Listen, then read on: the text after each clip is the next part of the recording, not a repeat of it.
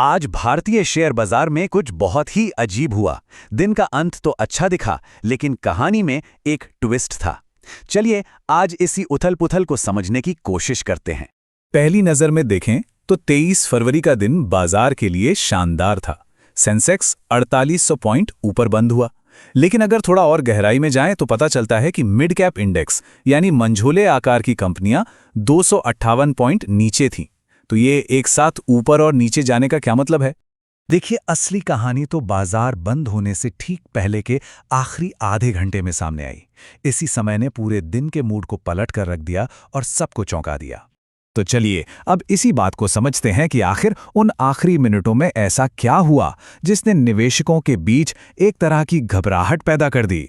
हुआ ये कि आखिरी के कुछ ही मिनटों में सिर्फ 3 बड़ी कंपनियों में इतनी जबरदस्त बिकवाली हुई कि देखते ही देखते निवेशकों के लगभग 20,000 करोड़ रुपए डूब गए। और इसकी वजह थी कुछ बहुत ही खराब खबरें। और देखिए, हैरानी की बात यह है कि इन तीनों कंपनियों की अपनी अपनी अलग वजहें थीं। जैसे आईडीएफसी फर्स्ट बैंक में एक बड़े फ्रॉड का खुलासा हुआ, यूपीएल का रिस्ट्रक्चरिंग का प्लान किसी को समझ नहीं आया और एचएएल के तेजस जेट से जुड़ी एक नेगेटिव खबर आ गई।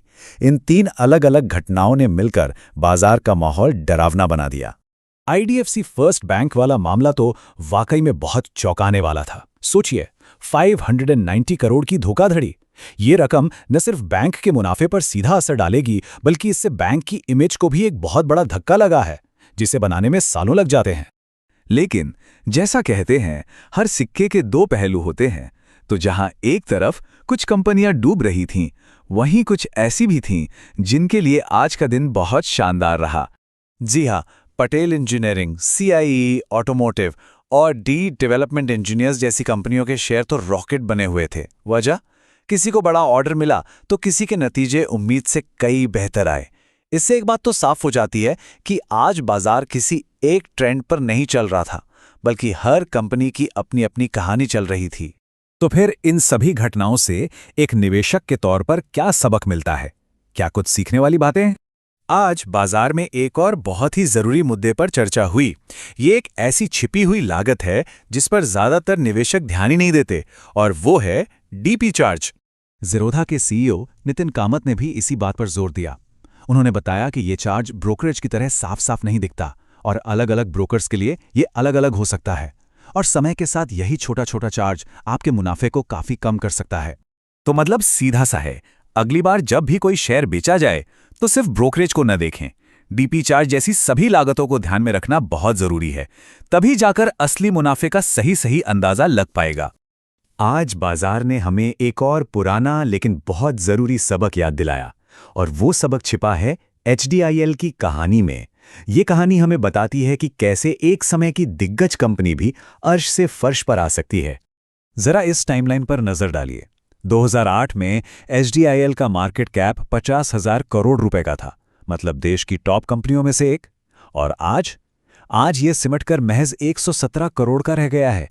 99% से भी ज्यादा की गिरावट। ये कहानी एक सीधी सीधी चेतावनी है कि कैसे बहुत ज्यादा कर्ज और खराब मैनेजमेंट किसी भी कंपनी को बर्बाद कर सकता है। तो इन सभी अच्छी और बुरी खबरों के बाद आखिर हम बाजार के असली मूड के बारे में क्या कह सकते हैं? क्या माहौल सच में अच्छा है?